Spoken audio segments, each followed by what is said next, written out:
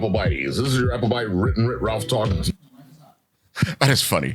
Right before we started, we get the whole, hello there, Apple Bites. We're getting some feedback back here. All right. Just making sure. Sure. There we go. Oh, here we go. Folks, I am so happy that you guys are joining us here at Comix in the Bronx. And of course, we got ourselves Dennis, Victor, Alex, and Derek. And we're about to get all creative, ask all the good questions, do all the good things. But first, I feel like we have somebody that wants to talk. Come here. Join us. Yes, come to me. Yes. Who is this somebody? There we go. Special somebody. Thank you. Well, with that esteemed introduction, thank you very much. My name is Ken Brown. Thank you. My name is Ken Brown, and I'm wearing two hats, not just because I'm balding. One, I am the district manager of Bronx Community Board 5, which is an organ of city government that represents the community in which Bronx Community College sits and represents the people that reside between the Cross Bronx and Fordham Road, the River, and Webster. So our responsibility is to increase and help make a better quality of life for the people in this community. Part of that is there has been a persistent demand for cultural resources, opportunities for artistic expressions, because although the Bronx is got tons of resources, talent, history about arts in the Bronx, comics, hip hop, the museum, and the recent 50th celebration of hip hop was in this district. But we don't have brick and mortar institutions that are dedicated to culture. That's why Bronx Community College plays such an important role for our community. That's one thing. Another thing is I am a practicing artist. I consider myself a professional historian, and history is an art. As such, I've had the privilege of being a panelist for the Bronx Recognizes Its Own Award, which is issued by the Bronx Council on the Arts every year. How many people are familiar with the Bronx Council on the Arts? Yeah. Excellent. All right. Well, we need to make that more and everyone. Mm-hmm. Every year, the Bronx Council on the Arts has the Bronx Recognizes Its Own. And this is a competitive award for artists that reside in the Bronx. And they have competitions, and the first place is $5,000. They have awards in literary arts, of which Derek was the first place winner in 2024. Take a bow. Bronx's own. Literary arts, visual arts, where did I read? Media, visual arts, performing, and of course, literary arts comes first. So anyone that is 18 years or older, resides in the Bronx, and has a work of art that falls broadly into these categories that they've created within the past 5 years is eligible to make a submission. The submissions open in November and go through January, where they collect submissions. So come November, please look out for the Bronx Council on the Arts so you can compete, because we're all artists. It's just a question of how do we get paid for it and how do we develop that? And hopefully that's what this panel can speak to here today. So thank you very much. It's a great privilege. Oh, and let me just close, with saying that as the panelist for the 2024 Literary Arts Bronx Recognizes Its Own award, I felt very strongly, and my panelists agreed, that Derek, with his submission Cubicle Crusaders, which is really funny comic book that he produced and was his submission, at the awards ceremony approached Derek and said, look, we need something here. We need to have a comic book convention. Bronx Community College, I didn't realize, had ongoing comic book conventions, so I'm always the first to be last. And said, let's get the ball rolling. So I really, really want to thank Derek for him taking this up and making this happen. So with that, thank you very much. I'll be in the back. I'll be here all night. Hey, try to be. Thank you, Ken. Much appreciated. So we got to start this off. Let's whet our appetites before we even jump into anything. And since we're talking education, we're talking, I think it's nitty gritty because I grew up with comic books and they're the ones that taught me how to read and read well. Especially because I was reading Fantastic Four. And if you're reading Fantastic Four, you better get your freaking dictionary out there and know exactly what you're reading. So I know that a lot of you guys actually have things that you do with education and with getting people to come and do comics. So, why don't you tell the people a little bit of how you guys handle this, how you get the word out there? Let's start. Derek, you did win this Okay. prize. You should go first, yeah, definitely. Well, this isn't the first panel of this I put on. I've done a few panels. The last time I won. Oh, you've Bronx done this before, huh? Okay. So I would do panels similar to this. In some of the books that I do, I actually put kind of how-tos, like the anatomy of a comic, script samples, whatnot. When I was in school, I actually went to Lehman College. I was studying business management, human resources. Wasn't interested in that. So I was actually rediscovering my love for anime and comic books. And I ended up taking a class, one of my elective classes, teaching to Superman. So that was actually my first experience with comics in an educational setting. Wow. And that kind of ignited my love for comics, and I realized that, I could actually write comics, even though I never took any writing classes during my time at Lehman. That's awesome. Start somewhere. Nice. That's right. You want me to go now? Yeah. Boss is telling me. So I was a kid that didn't like to read comics, or didn't like to read at all, and comics changed that. It was a matter of not being interested in the material, not with any sort of deficiencies in reading itself. I was more pop culturally minded. So comics gave me that entrance, and recognizing that there are probably more people like me in the student bodies now, I created a brand called You Create Comics. And in doing so, became a phenomenological narratologist, where I am going into sorry, school. you want to say that one again? Phenomenological narratologist. There you go. You're right. Reed Richards himself told me that. But it's the idea of teaching the philosophy of storytelling with an emphasis on comics. And I go into schools, elementary schools, libraries, things like that, and I use comic books as a backdrop to enrichment programming to get kids interested, where maybe traditional educational materials just might not be their thing. And it's not that they are not excellent students, but because they don't have the interest, they don't perform. So you give them something a little different. I was very lucky just this week, I was able to do a presentation with a school of fourth graders, and the way that they knew things that just surprised me in terms of comic book culture. Sometimes they were into things that might be a little bit more advanced. There was a kid that was like, "Oh, this sounds like Homelander." And I'm like, "Why do you know what Homelander is?" Like, you're in the fourth grade. Why do you? He's like, "I love The Boys." I'm like, "I need to talk to you."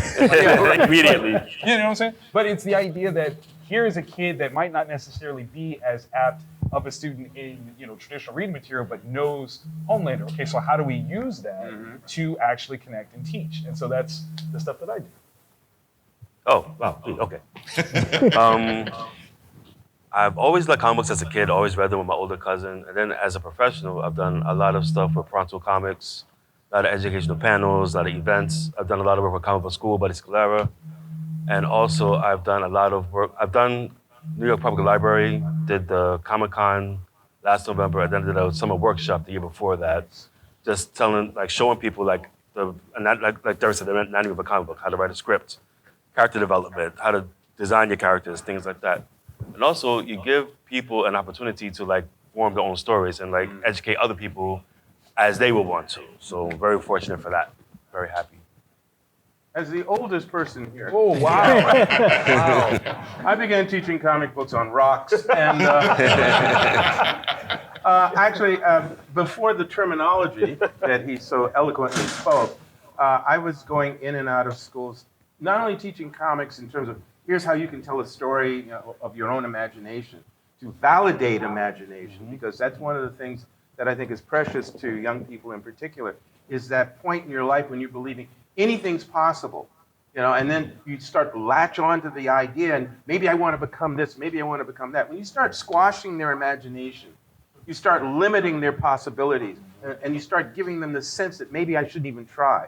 So for me, comics was, okay, you're entertained by this, let's use this to stimulate your imagination and to show you that once you can conceive of something with a plan, you can actually make it manifest.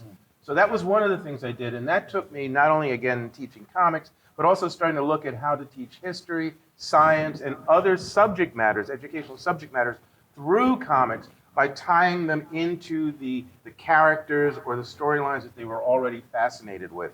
So I created something called the Science of Superheroes, Sci-Tech Heroes, history through comics, things like that. You could even talk about cultural and racial binds. For instance, the old Black Hawk comics back in the 1940s, you had the Black Hawks, which was 6 Caucasian men in cool costumes, and their Chinese fellow member, who was always relegated to the Chinese garb, didn't get the cool uniform, didn't get to use a gun. Character's name was Chop Chop, and he had two meat cleavers. So they're running around with 45s and jet planes, and he's running around with meat cleavers. And this was during a time when China was our ally. So I talk about how we perceive racism and multiculturalism, things like that, through comics. And over the years, let's just say that it's built up to where I have a body of people in my life who I met when they were 13 and 14 and are now in their late 20s and 30s and have also reached out to utilize this, or have come back to say to Gene Adams, who I don't see here but was here, our Kids Comic-Con event, things like that, have helped open their eyes to possibilities. And I think that's one of the things that comics does, is even if it's for entertainment initially, it opens your eyes to all kinds of possibilities, including becoming Reed Richards. Actually, no, I don't want to be Reed Richards anymore. I want to be Alex Simmons when I grow up. There you go. It's kind of Too late. Oh, we already have one. Yeah, just one. All right, so The only. Yes. we need to start this off right. So the secret origin has to happen. Oh. So, all of you gentlemen, what's your secret origin? How did you get to where you are now? How much money did it cost? Yeah, I mean, I'll go first because mine's a little sad. Oh, okay. So like I said, I didn't like reading as a kid, but they announced in the news that Superman was gonna die. And I'm like, I want to read that. My mother overheard it and like literally came out of the kitchen and was like, what'd you say? You want to read something? And I'm like, yes, ma'am. And so she started buying me comics, because anything that was willing to, or that was going to get me into reading, she was about. And in reading comics and discovering this whole culture, I discovered a whole nother aspect of my father's side of the family, who were secret nerds. Like my dad, it was all football and all this goodness. And all of a sudden I start bringing up these comics and he's like, oh yeah, we used to love comics. I'm like, we who? Like, what do you mean? And I find out like he's a fan of Black Bolt, King of the Inhumans. I have 3 uncles who could draw. I'm 10 years old. I had no idea these men had such talents, let alone that this was something of a family trait. And the youngest of the 3, my Uncle Mark, was the one that kind of looked at my positioning in time and said, we all had an interest in comics, but we were based in Columbus, Ohio. Comics happened in New York. So we didn't have the means to actually be a part of the industry because our ability to move to New York didn't exist. We didn't have the mailing structure. We didn't have the internet. There was no access to us being comic book creators. But you're going to figure it out. By the time you're ready, this will be a different process and we'll have that for you. And that youngest of the 3, a year into my journey into comics, was a victim of violent crime. And he passed. And it was in honor of him at 11 years old. I had my Uncle Ben / Batman moment where I make this vow by candlelight that I'm going to make something of myself in the comic industry for my uncle, and has been my guiding light since. So my story has that kind of, very sad superhero origin story, but I hope that I have done him proud. I'm sure you have. Thank you. I was a kid. That's it. The interesting thing about my growing up period for me was there were literally no heroes of color in comics at the time that I was reading them. In terms of watching television, which I did a lot, and movies, which I did a lot, I watched those as well. the only character of color who was in a heroic position was Tonto of the Lone Ranger. That was it. And of course, I loved the Lone Ranger and Tonto. Although everybody kept saying, I want to thank that man. Well, what about the other guy? You know? But either way, so for me, you know, you grow up sort of, and again, my father wasn't in the picture. All right, he had taken off. So for me, a lot of my role models were these heroes, these characters. And the lesson that I was learning from them at the time was you do the best, you make the best of yourself you can, and you take care of yourself, but you also take care of other people. You protect the weak and so forth. So these were things I tried to live by. I was not a fighter. So I talked my way out of things, right? Nothing wrong with that. But comics were a way of imagining, again, possibilities, imagining not being stuck in a neighborhood that didn't seem to offer a lot. You know, that there were other worlds, there were other locations, there were other careers, there was adventure out there. And if I could just make it to that next day, maybe I could do that. And so I started drawing my own adventures, and I started writing and making. And then I met a couple of friends of mine in middle school, Michael and Angel, and we were all nerds. Okay, This is when nerds was not a good word. Yeah. It was dangerous to be a nerd. People beat you up if you were a nerd, right? So we were closet nerds, right?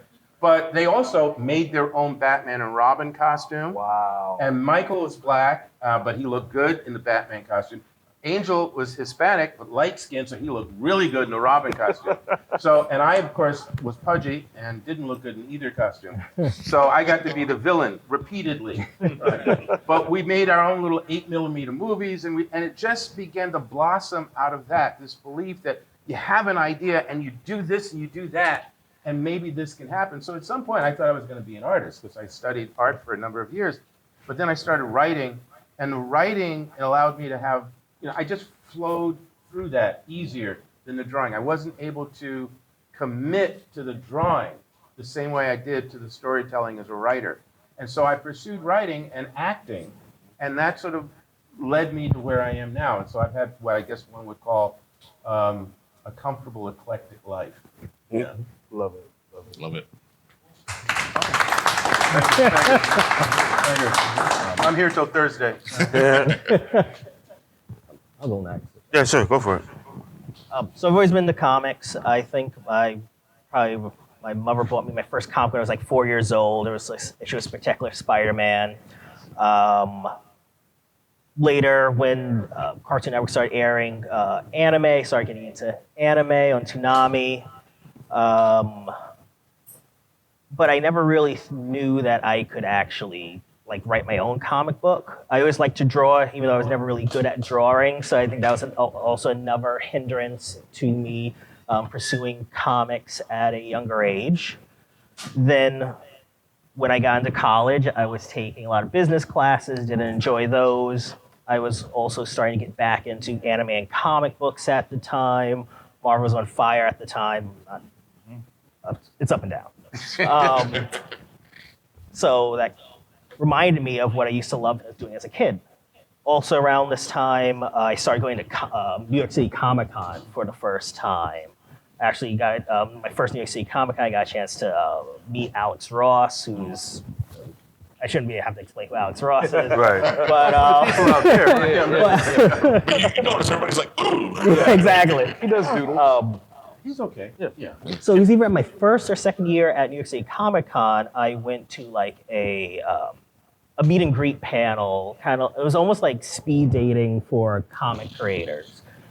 There, I met Dominic from Pronto Comics. Oh, yeah. And then they was like, oh yeah, we make comics. We meet in Midtown. It's like a club. It's like a group. Yeah, exactly. Yeah. It was like a comic collective. In the early 2010s or so.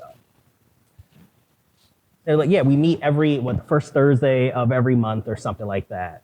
I forget what the schedule. I think it might have been Wednesday. Wednesday? I think it was Wednesday. I feel like it was Thursday because I used to play Yu-Gi-Oh on Thursday and would go There's a go there club after. he didn't tell you about. Oh, so I was going to the wrong meetings then. Okay, sorry. Inner circle. You were not. I wasn't invited to that one. No, Sorry. but I think it was every Tuesday. Anyway, Yeah. Tuesday, Wednesday, Thursday. the day doesn't these guys matter. are meeting somewhere, right? The day doesn't matter.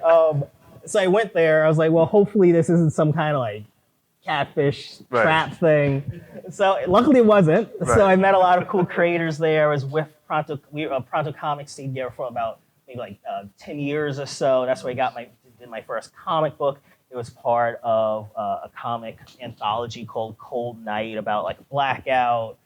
Then after that, I met the artist who worked on my first major comic series, Ninja Express, at Pronto Comics. We were able to put out 3 volumes of that. And then most recently, I did Cuba Crusaders. That's the one that I won the Brio Award for. I actually found, with that one, I found all my artists through various Facebook groups. So yeah, that's kind of my origin story. Leading us up to this Yeah, moment. exactly. Right. Yeah. Now we're here. Now I'm sitting here. Now he's creating whole Comic Cons. Exactly. Exactly. My origin story, not as cool as these guys. No, come on, come on. I always Make loved something up. writing. Yeah, right. I should have thought of that before I started talking. I've been in the business for a long time. I always loved stories, always loved comics. And like Derek, I got myself at Pronto Comics. They published my first story called Cross. And I met a lot of cool people and just like guys who have a genuine need to tell stories. And like that's what it's all about. So, and these people, they keep taking my calls, so here I am. He's okay. That's honest right there. I like that. I gotta say, he's all like nice and about it, but you were with Pronto. You were like one of the head guys with Pronto. Yeah, I was. You did all this beautiful stuff, and every time I ran into you at the cons, before I even was doing Bit and Apple, you were already there at the tables doing this stuff, spreading the word, talking to people, getting to people to come to your table. So I feel like there's way more to this story. But you also don't have a lot of time, so you're trying to like, keep it short, you know? All right, fair enough. He's an ambassador. Fair enough. And as ambassadors, I think the next question is important because we were talking a little bit about this before we started the panel. And I feel like a lot of people feel that they can't start or they can't. They're looking for a way to start. They're looking for a way to become comic creators, looking for a way to get into the industry, but they're kind of stopping themselves. Because, and I want you guys to talk a little bit about that. Anybody can start. Okay, yeah, sure, I'll take it. Why not? The best thing to do is not ask for permission. Just do it. If you wait around for someone to say, okay, if you wait around for someone to tell you it's okay, you'll never get started. Right. There's so many outlets and avenues now that you don't need anybody to tell you. There's self-publishing, there's web comics, there's digital comics, there's so many things that you can do yourself. There's software, there's tools, and there's people who actually will genuinely want to help you. You just have to network, meet people, and just get started. That's it. Solid. It's really it. One of the things I tell people in the frame of writing for comics is that the first thing that you should probably write is not a comic book.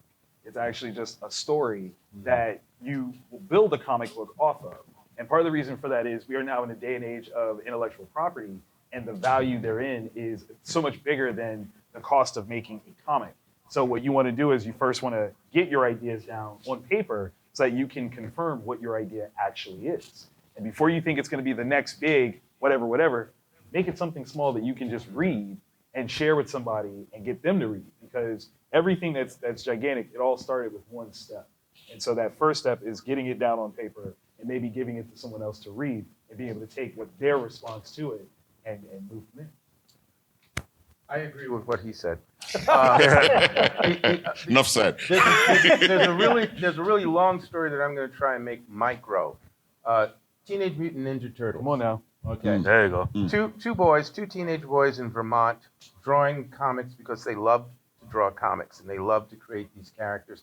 And they would draw these little short stories and share them with their friends. And their friends loved them and kept wanting to make photocopies of them. Mm-hmm. So the boys are now spending their own money to do this. After a while, they went, no, you guys got to pay for the copies. So people paid for the copies. Well, eventually, an underground news comic book company found out about it and said, look, let us print these things for you, and that way you'll make some money, we'll make some money, it'll be nice. So they did that. That built up to eventually multiple animated TV series, multiple merchandising deals, multiple live-action films. But it started with two teenage boys drawing in the garage, right? Because they wanted to tell stories. They were having fun drawing and writing these stories. And they didn't know that it was going to become anything other than what they were doing for the pure Yeah. joy of it at that moment. And that's where it starts. If this is your joy, then as he said, you don't need permission from anybody else, right?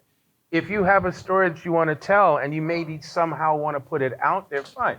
Write the story down first. And as we were talking, let it suck. You know, just get it out of your head and down onto a surface so that you can look at it and get some understanding of what it is and maybe nurture it and fine tune it a bit. And there you have it. You have your story.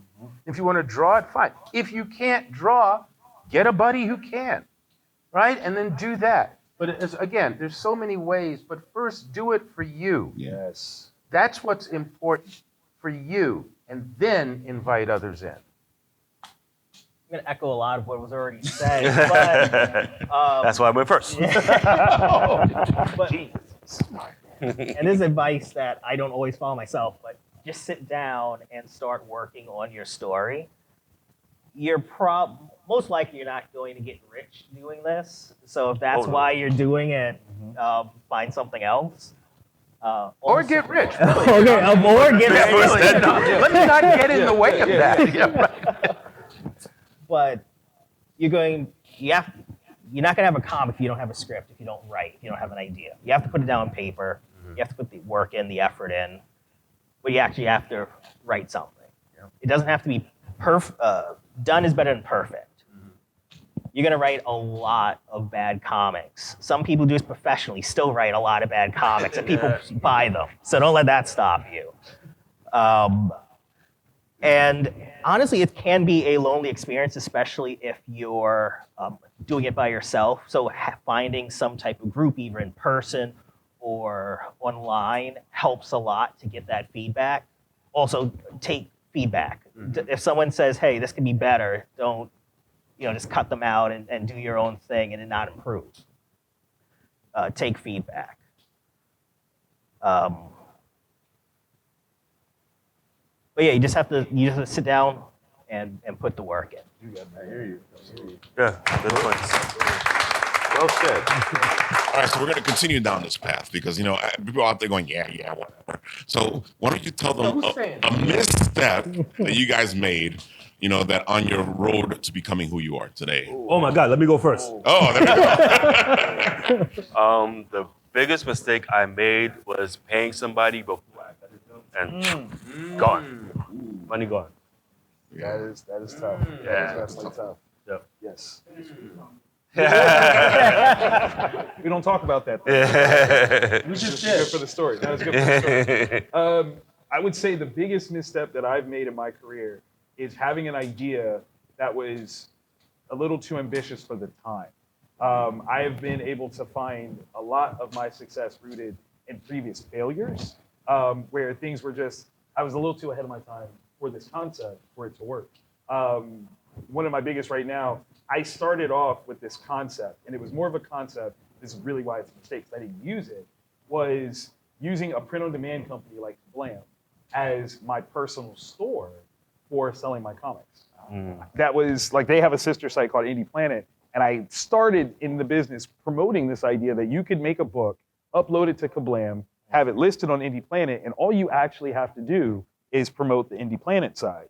And any money that is made off of it is pure profit because you didn't have to buy anything ahead of time. You're not waiting for 30-day turnarounds or nothing like that.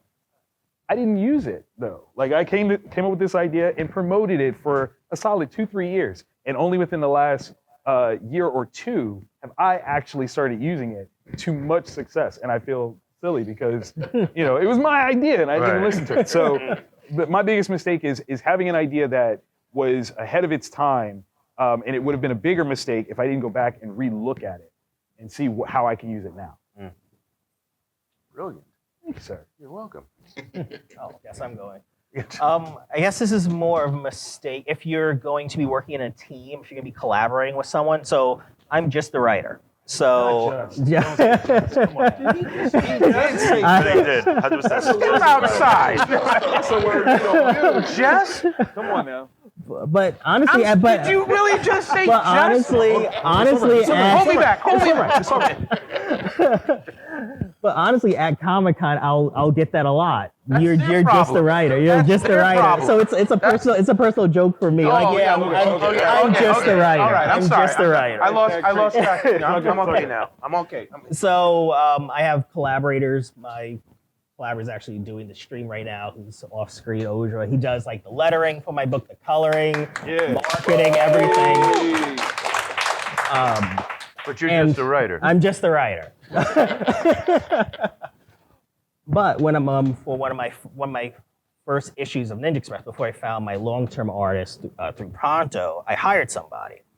I was fresh out of college. I did not have a lot of money, so I offered them a very low page. I was offering a very low page rate. I offered what I could afford. Yes, what I could afford. Yeah. But if you can't afford to pay someone what they're worth, hold off on it. Don't undercut what you're going for, because you will get what you pay for. Yeah. So there's not many of the first issue of it was actually in Manga Nation, which was a Pronto anthology book. There's not many issues of that in the wild, but it did not come out very well. I definitely got what I paid for that page rate. So if you're going to collaborate, do some research on how much putting this book together will be, and offer people what they're worth. Yeah, fair.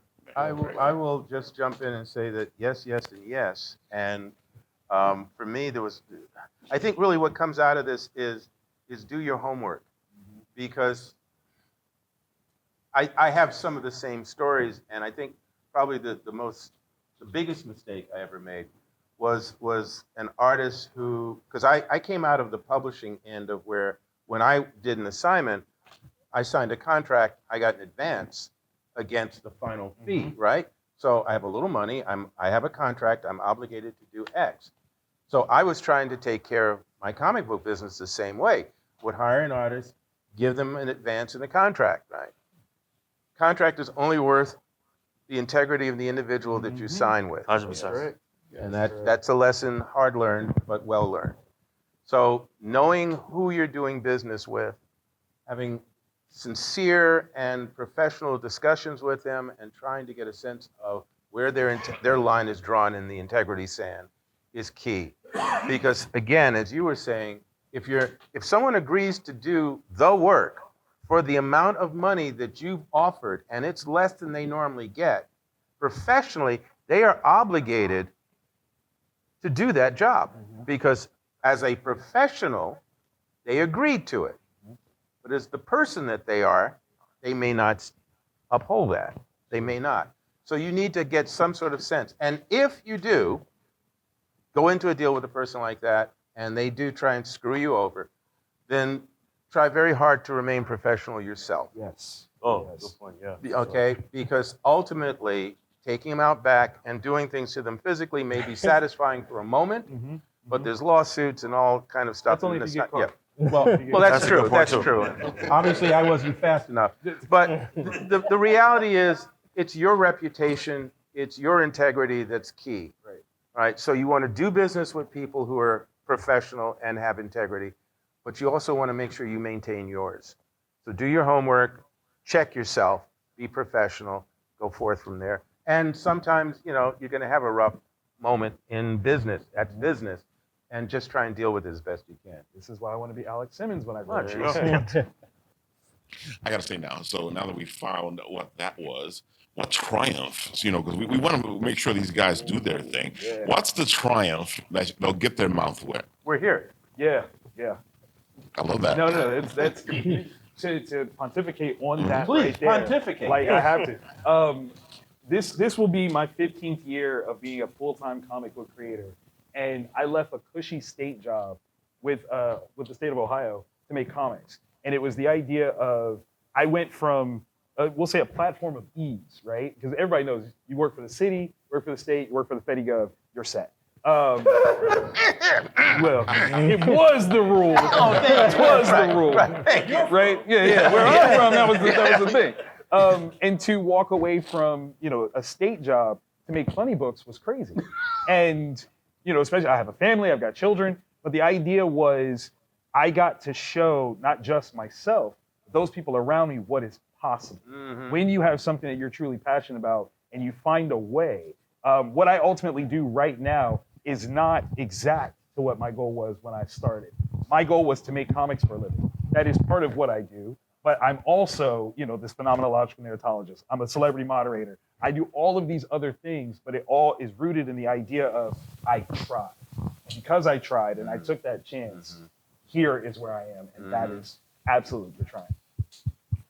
Right on. Right on, brother. Pontification over. And well done. No, it's very good. I enjoyed it. Thank you. Yeah, that was very good.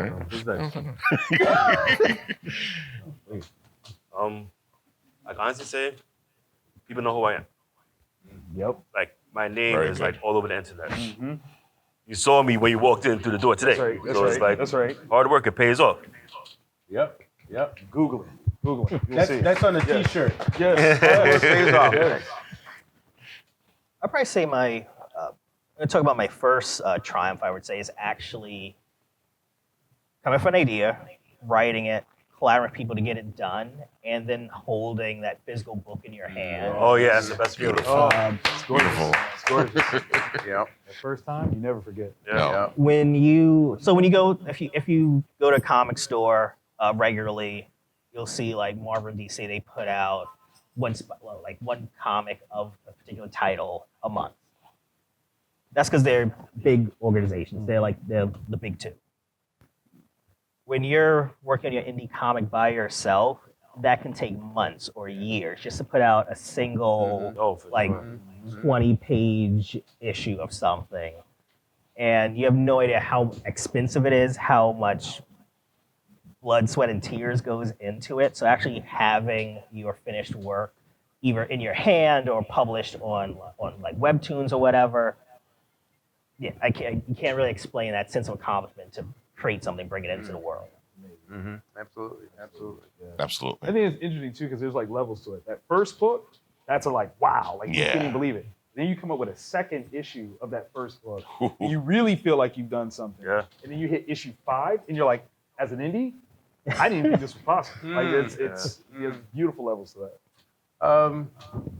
It's weird because I think like Derek here, there are these little moments that shine so brightly, and yeah, I remember the first pages coming back from the artist, the first book that I did, and sitting in my car staring at them, having just removed them from the FedEx box. This is pre, scanning and sending, right? And just staring at it and realizing that from here to there to, it's amazing. I would also say that we talked about possibilities and the infinite number of possibilities. I didn't know that sitting in that car, looking at those pages, would one day lead me to, writing for DC and stuff, and that's nice. But that I would be invited to go speak at a comic convention in another country. Yeah. That I would be standing in, and I'm going to speak of the country right now, even though folks are not too happy about them at the moment. I'm in Moscow at a museum, at their major museum in Moscow. It's an international Comic-Con.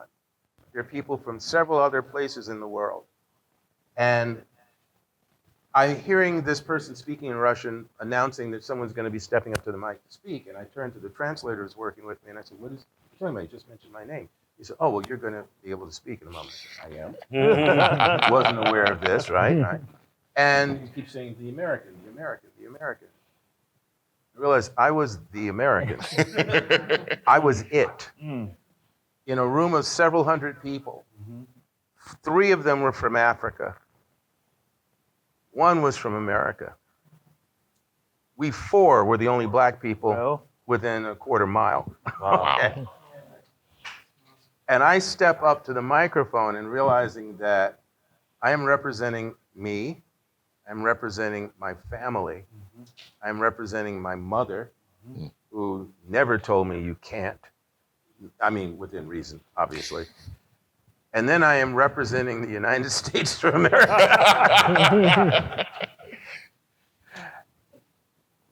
And it's all because I imagined a story and told it. And a series of dominoes fell after that. And I think that it's incredible what can happen when you give yourself permission to try. Yes. It's incredible.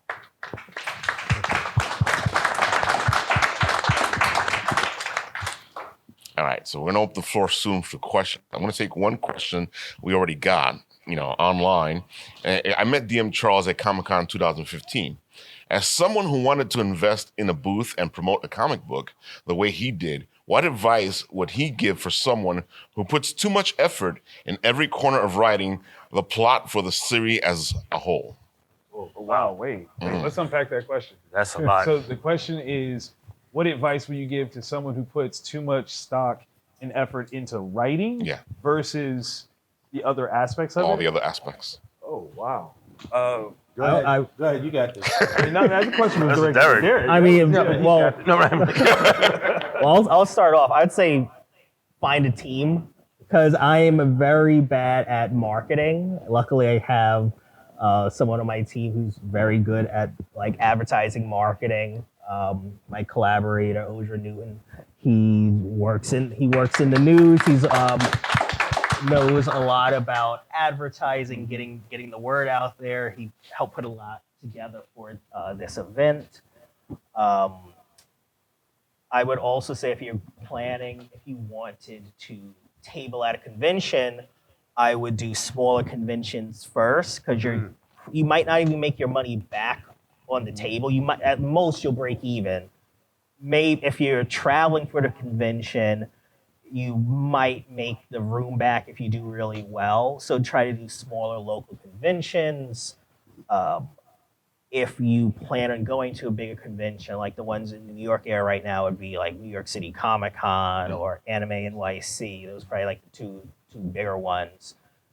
Go there knowing you're not going to make your money back. So go there with a specific plan. Like I want to get my name out there. I want to network. You're going to be taking a loss for the first few years of doing this, especially if you're going to be traveling for conventions, doing big conventions. So if you have a tight budget, do smaller conventions. Oh, another thing, if maybe not even do convention, do a book fair. One of my best events was a book fair at New York City Library. I knew it. Yeah. Yeah. Wasn't at Schaumburg. It was at what's the big one on Fordham Road? Yeah. Yeah, there are other libraries. Oh, what's wrong with you, Blood? So that'd be my advice. That's a good one. One of the things that I would say to a person that really devotes a lot of their efforts into the writing side is to utilize what they've done to their marketing advantage. So let's say you've come up with a great title. That should be on a t-shirt. You should wear that t-shirt as often as possible. There you go. See, he's doing it. Because the thing is, because the thing is, I'm wearing my shoes. We're all doing it. But the idea is that if there is a thing that you devote the most of your effort and time into, you can still utilize it in a lot of different ways to be valuable. Not only should you be branding yourself like that, when you go to these comic conventions, maybe you don't go with the intent of tabling, you go with the intent of going to a panel like this. And maybe you're not on the panel, but maybe you stand up and you ask a great question that gets everyone to go, who was that? And whether that is professionals here or other potential aspiring collaborators, they all suddenly pay attention to you. And now you have something that you can feed back into them where it's not a matter of high cost, it's high value that you focus on. So in those regards, it's a matter of reframing what you think you're good at versus what you don't think you're good at and using all of it because you are great at it because you did it.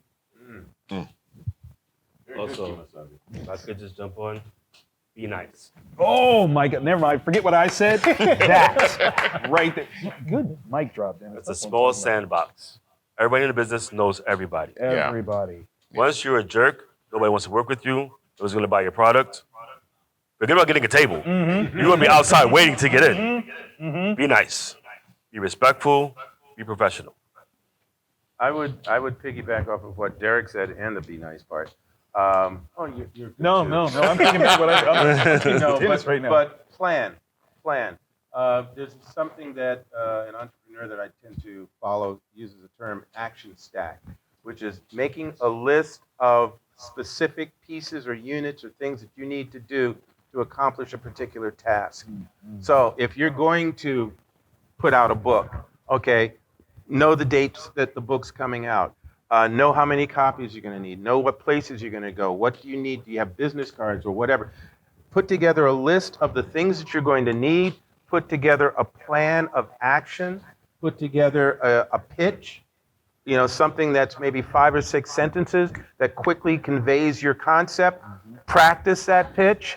We call it in films an elevator pitch, right? Yep. Because, or a log line, because you may only have somebody's attention for about 5 seconds, maybe 10 seconds. They're thinking about 47,000 other things, and you come walking up to them, hit them with something, boom, click, click, click, click, click. Plan your actions.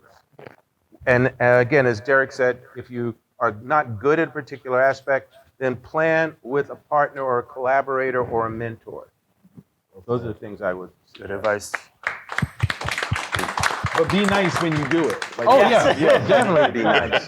Dennis, he hit that way. I don't understand. Being nice.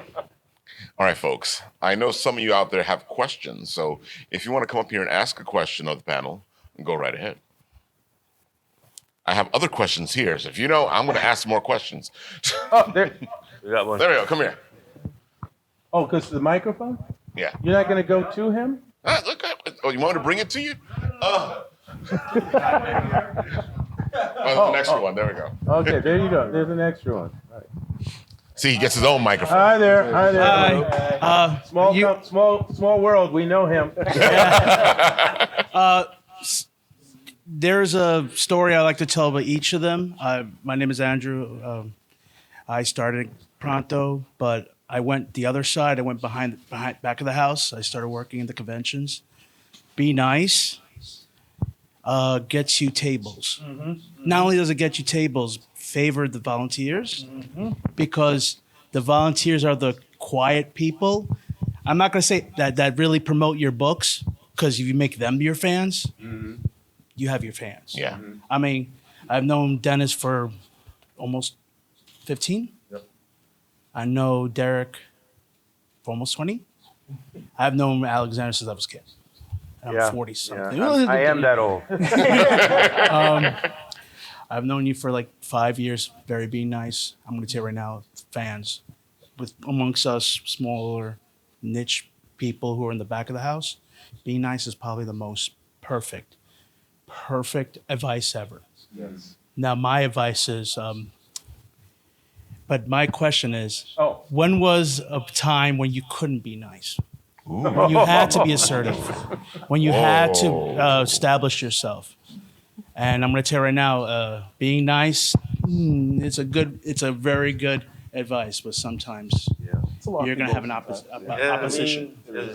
What did it say? Shoot for the stars, land of the moon. But if you don't want to, No, hey. yeah. We're here to share. That's a good question, though. Give the mic to him. Yeah, we don't want the feedback. Right. Ooh, in terms of not being nice.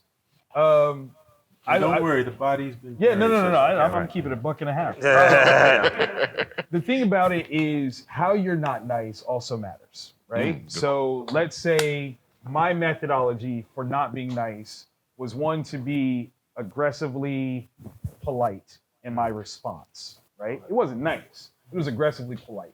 I was introduced to a company, I will not name them because I don't know where they are these days. But they had an intention of involving children in making comics.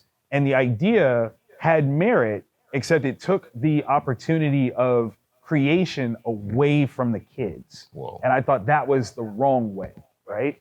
The idea was this kid kind of sets a foundation and then you ship it off and more professional creative finishes the work.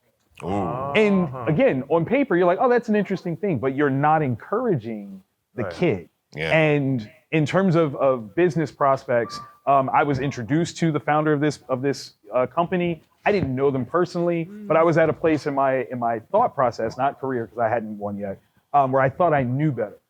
And we had words about it. He felt that I was dismissing his his brand, his vision. And I was like, no, it's not that I'm dismissing it, but I'm telling you, you're missing something.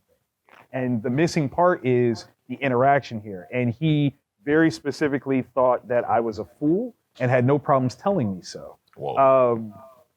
And I said, I'll show you. And he's like, you're gonna fail. I'm gonna watch and I'm gonna laugh. And I'm like, okay, that's cool. You Create Comics has been around for 15 years. I do not know where that other company is. I don't know if it still exists. Oh, wow, okay. Not while we're mic. No, no, we won't do that. But the idea was in my not niceness. I was trying to help. I was trying to be, considerate and critique for our mutual benefit of a brand. And instead, I became a rival.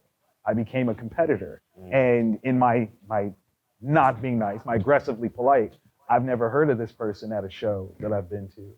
And I think I was right. There you go. Yeah. Told you, body's been Hey. I don't know what body. I don't know. Yeah, I was going to say, I don't know about nobody. Oh, that's right, the mic is Ain't on. nobody. Yeah. For me, this is a long time ago. It was like back in 2013, 14, I'm gonna say. I was doing Mocha Fest. And I was signing at Mocha Fest. So this fan walks up to me and he goes, you know what, you're doing it wrong. Oh, Wow. it wasn't me, I swear. I was like, what do you mean? And he goes, well, you don't have enough panels on your page. And I'm like, no, I have the right amount of panels because the more panels you have, the smaller the artwork gets. And then you can't read the word bubbles. The guy said, well, I have so much to say and you're doing it wrong. Dang. So then I said, well, my man, I'm the one giving autographs behind the table. You're on the other side of the table. So I think I'm doing it right. That's a good answer. Good answer. Good answer. That's a great answer, man. The quick story for me is Eugene Adams, who's in the room here. You talk about partners, right? Eugene and I started a partnership years ago, which brought a family and kids comic convention here to DCC for 17 years, called Kids Comic Con. And there was a time when, and I'll be professionally polite, there was a time when an individual or set of individuals attempt to, through a back door, squash our thing by overlapping the same date. Oh, that's not Right? And we found out about it because, again, everybody. Somebody picked up on the PR that they were getting out through the side door and made us aware of it. And I made a call, and some people were talked to. And luckily, individuals with integrity said, "Oh, hell no!" Right? And so our thing went up. But you run into some folks who felt like, "Well, no, our thing should have happened, and we're now going to make it difficult for you." Those bodies have been taken. Right. And again, when I say that you want to try and be professional, you want to worry about your ethics and where your line is drawn in the sand. We don't say anything about anybody's mother, right? We didn't take anybody out back. We stood by the ethical and proper forms, methodologies, and connections and contracts and things that we had always stood by, and we waited them out. And eventually, when it came down to a meeting between those two forces, we just presented, this is what we've always done. These are all the people who have known. These are the ones who have benefited from. What do you have to say? There you go. Thank you. It's been real. So, yes, you might want to really do bodily harm to some folks, but it really serves you better to take the high road. Yes. Not ignore them. Right. Just take the high road. very true. I have add something. I'll try to be quick about it. Yeah. Once again, I guess the theme of the panel now become be nice. When you can't be nice, still try to be professional. So this maybe like 2 years ago, I was trying to get a pinup done for one of my characters in Ninja Express. Someone happened, you advertise yourself Right. on social media or whatnot. Someone reached out to me. It was like a cold call, like, "Hey, I'm an artist. Here's some of my work." I was like, "Oh, okay." I looked them up, said, "Hey, if you have any work for me, these are my rates." So I'm like, "Oh, wow, this is great. This person's really talented. Right. This came out of nowhere." I send them the concept.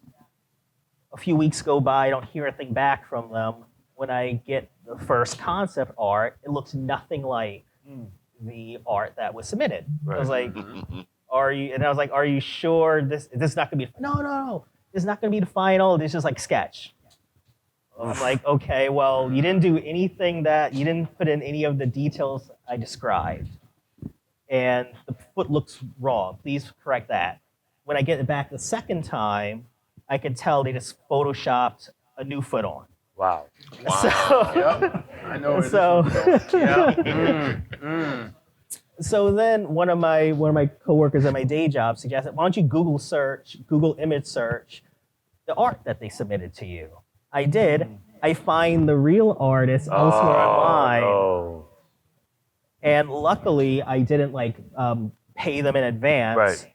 So being nice, I told them, I don't think you did this. It looks nothing like what you previously done. And this looks like this person's art on their website. And it's like, oh, well, since you didn't pay me up front, I couldn't use my normal program Wow, that's crazy. And I was like, oh, why do you why didn't you tell me any of this in advance? Hold on. I've got to give them A for effort for that story. That's a pretty. I would have hired them as a writer immediately. Obviously, they're not an That's a artist. good story. You're a writer. Yeah. Wait a minute. You came up with that one on the fly. Well, you didn't pay me before, so I wasn't going to show you really what I could do. Wow. That was a good story, impressive. sir. That's a wow. I get every now and then through Instagram someone sending me a thing saying, I'm an illustrator and I would love to work hate with those. you. Yes. And they send you several samples of their work, and you can tell, no, if you did this, how did you do these other Right, 6, which right, don't look right. anything like this? But it's just amazing how many scammers are out there. They're So- versatile. You're It's like, no, you're crazy. Googleable. That's Yeah, exactly. No, you're bad. I guess that's another thing. Watch out for Yep. Scammers. Yep. solicited Definitely watch collaboration. out for scammers. Same thing if someone's saying, hey, we can promote your site, send us X amount of money, whatnot. No. So be careful who you collaborate with, I guess is the Definitely moral of don't. that. Yeah, how are we doing Sure. for time? We are about to end. I think Oh. I have time for one more question. Oh, okay. Okay. So if anybody has one more Yeah. question, we'll take one more question. Okay. Wait, he's over here. He's over here. Hello. Yes. Hey. I'm Jean-Paul. Who? Hi, Jean-Paul. Who? Jean-Paul. Oh, yeah. Jean. Sorry. Who? I'm here in a capacity to learn today. So all I'm right. just gonna Okay. just leave it there. The question I want to ask you guys is, how do you balance the aspect of creating the comic and then running what you love as a business against what the status quo is and the fact that artistically we're not taught how to run a business, or those who create aren't cultivated in how to run that into a thing that is marketable That is some question. in a capitalist world, in a I'm sorry, No, no. in an aspect that is where the stuff that we're doing and all the IP and stuff like that is marketable against the grain of the 50-year install base. Okay. Who's going first? Let me Wow. start first. here. Please go for So it. first and foremost, it is not a moment of shame to understand that as being a talented writer or illustrator or composer or whatever, that you're also not a master marketer. These are different talents, different skill sets. And I've often said to artists, including people that I work with, if you don't do X well yourself, find someone who does. Because there's the muse and there's the marketing. And they're two completely different worlds. Now, understanding that maybe you cannot find, or for whatever reason choose not to go outside of yourself, then you have to learn. That is it. If you're going to open a store, you've never opened a store before, then you're going to have to learn. You have to learn how to take care of that physical space, how to bring in stock, how to price things, how to deal with customers, all of that. If you are, as I have seen at many conventions, the person who has spent hours, days, weeks, months, years drawing this comic book, getting it printed up, and they have it sitting out on the table, and they won't talk to anybody, and they look like they want to eat you alive, and then they wonder why no one comes up and buys, that is a person who should have somebody else sitting at in that chair. So identify what you are good at and get out of your way after that. Find someone who can handle the marketing, find someone who can teach you the marketing, But make sure you understand it. This is what I'm good at, and I need to have these things happen in order for this to be a business. Then take care of business and get the people that can help you do that.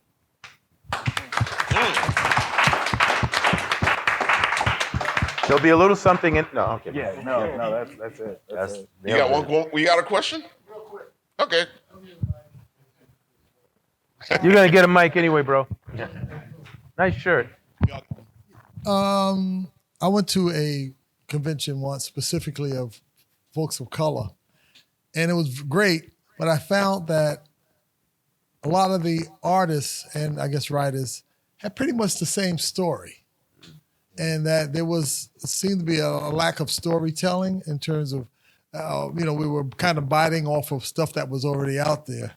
So my question was for an aspiring writer or even artist, how do you dig deep to create stories that are meaningful and may capture your own audience? That's probably the toughest question we had. That's a good one. Listen, Good, but I'm gonna let him go. I'll jump on that one. Throughout my career, I've said a Black creator is what I am, not who I am. And what I tend to do is I create stories that are just stories that I want to tell, right? It's not a matter of I'm creating a story to speak to a particular culture, not speak to a particular people, not speak to any particular instance, unless that's what the actual story calls for. And I think one of the biggest disservices that happens when a creator comes through with that level of intentionality is it can sour them against the process of being open to stories and the expectation of the audience that's supposed to embrace it. Because what happens is if you create this thing and it's pro-Black, for Black, all Black, and then the audience is like, yeah, but I'm not interested. Now, is that a statement of the Blackness isn't valuable? Is it a statement of your creative venture isn't valuable? Or is it just what you intended for the creation part was not received by the intended audience?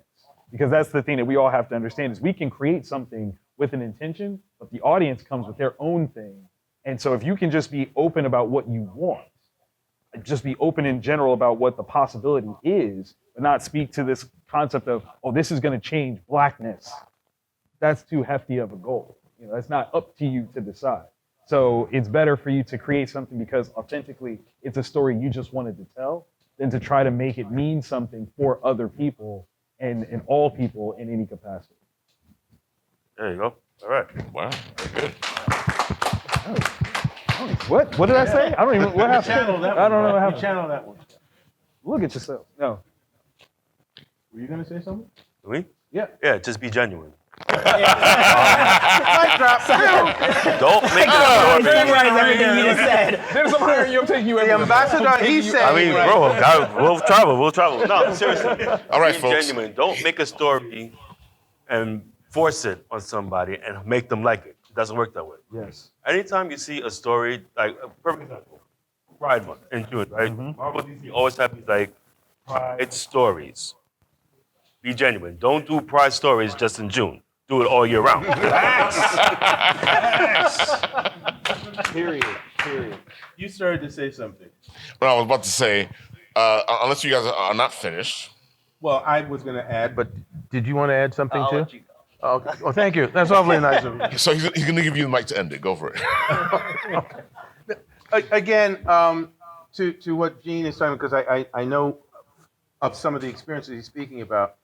I think there's different reasons why people want to tell stories. And again, for people of color, Black people in particular, but for people of color or of culture that has been oppressed or ignored or marginalized, there is not only sometimes an obligation that individual feels, I must do this for my people or I must do this because I am this, but there's also a body of the audience that goes, well, you are this, so you must be doing stories about this. Right. So it goes back to what Victor was saying. Tell the stories you want to tell. Yeah. All right. Octavia Butler told the stories she wanted to tell. Yeah. All right. These are things that came from her organically. I tell stories. I've written Archie. I've written Scooby-Doo. I've never been a cartoon dog. But Give it time. right, I've written Batman. I've written Tarzan. Yeah, Tarzan, right? Black man writing white guy running around scaring black people. I didn't write those thinking, oh, I'm a black man, I hope I can write this. I wrote, this is a character. What kind of stories can I tell with this character? And can I involve a more diverse body of characters within this? My blackjack character is a black character. He's not a black character just for black people. Right. But I hope black people will get something out of it. But I wanted him to have a more universal appeal. Many, many stories have universal themes.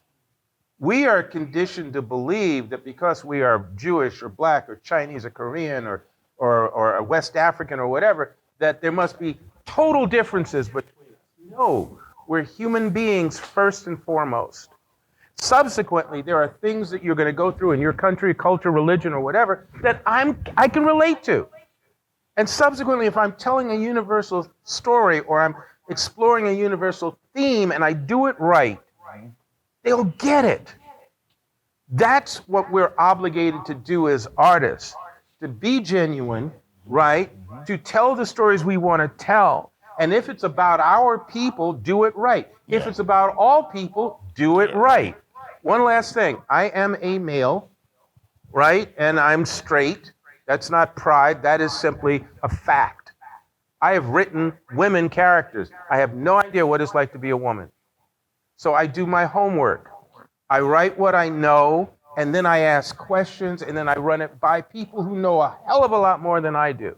So do your homework. Yeah. What you don't know, study it. Exactly. What you do know, use it. Exactly. Yep.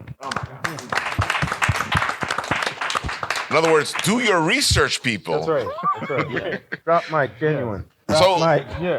as you guys have been listening to our panel talk here, behind them, you've been seeing all the beautiful work that they've been doing. Notice. Yeah, I wanted to mention it because it's been up. Oh, see, look, if you look right, you've been seeing all their beautiful work, but you guys don't know where to go to get this beautiful work.